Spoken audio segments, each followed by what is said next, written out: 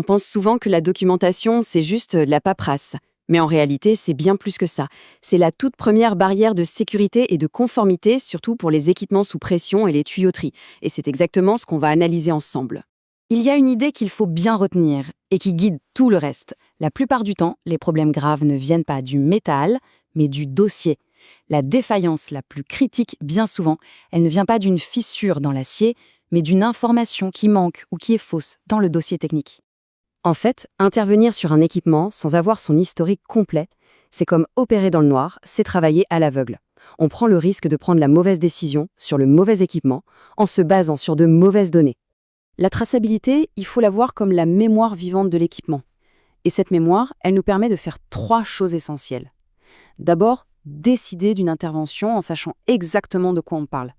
Ensuite, justifier cette décision, non pas sur une intuition, mais sur des faits. Et enfin, anticiper les problèmes futurs, comme la corrosion. Mais alors, comment on structure cette mémoire pour qu'elle serve vraiment? Eh bien, on peut la découper en 6 blocs logiques. Allez, on commence par le tout premier bloc, le plus fondamental, l'identification et le périmètre.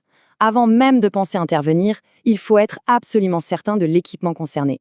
À quoi il sert ce bloc? Tout simplement à définir les limites exactes, physiques et fonctionnelles de l'équipement. Un exemple très concret sur le terrain, s'assurer qu'on isole la bonne ligne de tuyauterie avant de l'ouvrir. Et la vérification rapide à faire, c'est de confirmer que le numéro de tag qu'on lit sur la plaque de l'équipement est bien le même que celui qui est sur les schémas, comme les PNID.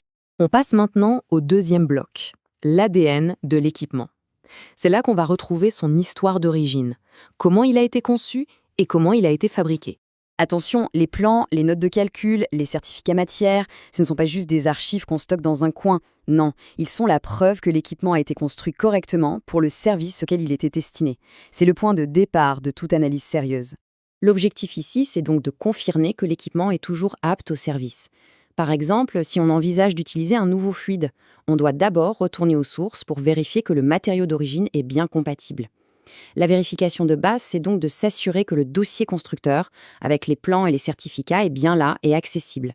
C'est la base de la conformité, que ce soit par rapport à la réglementation locale, par exemple au Maroc, ou par rapport aux grands référentiels internationaux comme l'ASME, la PED ou les normes API. Troisième bloc, on parle maintenant des garde-fous de l'équipement. Ce sont tous les systèmes de sécurité qui sont là pour le protéger si les conditions de service deviennent anormales, en particulier contre les surpressions. Et là, le point absolument crucial, c'est la traçabilité. Une soupape de sûreté sans son certificat de tarage à jour, ce n'est plus un dispositif de sécurité. C'est une inconnue, et donc c'est un risque. Le certificat, c'est la preuve qu'elle a été testée et qu'elle va s'ouvrir exactement à la bonne pression. En clair, ce bloc garantit que l'équipement est bien protégé. L'exemple typique, c'est bien sûr la soupape qui souffre à sa pression de réglage.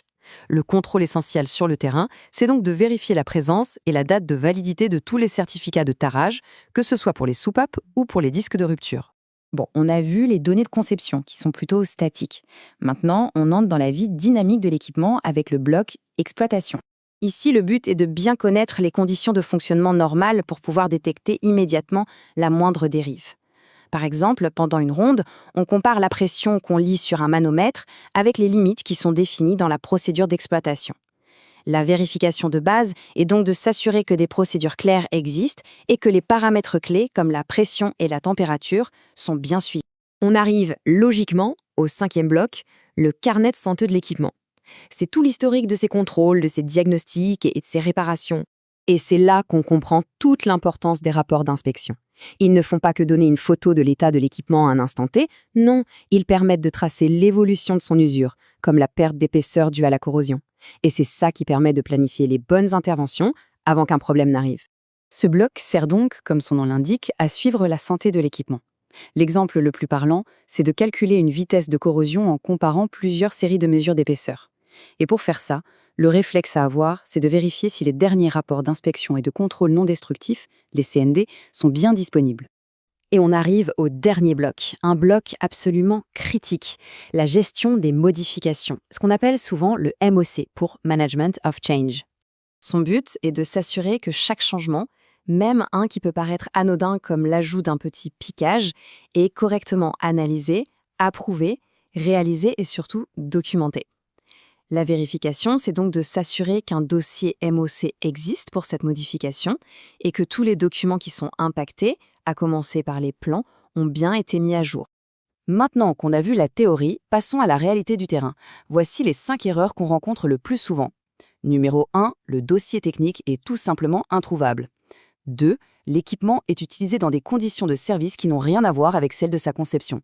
3, la soupape de sécurité est bien là, mais son certificat de tarage est absent.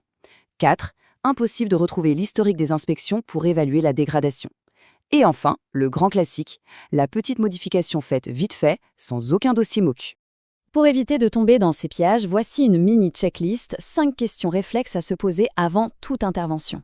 Première question, est-ce que le tag sur l'équipement correspond bien au plan ? Deuxième, est-ce que les plans et les derniers rapports d'inspection sont facilement accessibles ? Troisième, la protection est-elle bien identifiée et, surtout, non neutralisée ? Quatrième, est-ce que l'historique des problèmes et des réparations est connu ? Et enfin, cinquième question, si l'équipement a été modifié, est-ce qu'il y a bien un dossier MOC et est-ce que les schémas sont à jour ? Pour conclure, s'il y a une chose à retenir, c'est celle-ci. Être un professionnel, ce n'est pas seulement savoir faire une réparation technique. C'est aussi, et peut-être surtout, avoir la rigueur de documenter. C'est cette rigueur qui garantit la sécurité, la conformité et la fiabilité de toutes nos décisions. Et je finis avec une question, pour que chacun puisse réfléchir à sa propre situation. Sur votre site, qu'est-ce qui est le plus difficile à retrouver ? Est-ce que ce sont les plans d'origine, les derniers rapports d'inspection, ou bien les certificats de protection ? Souvent, la réponse à cette question indique où se cache le plus grand risque.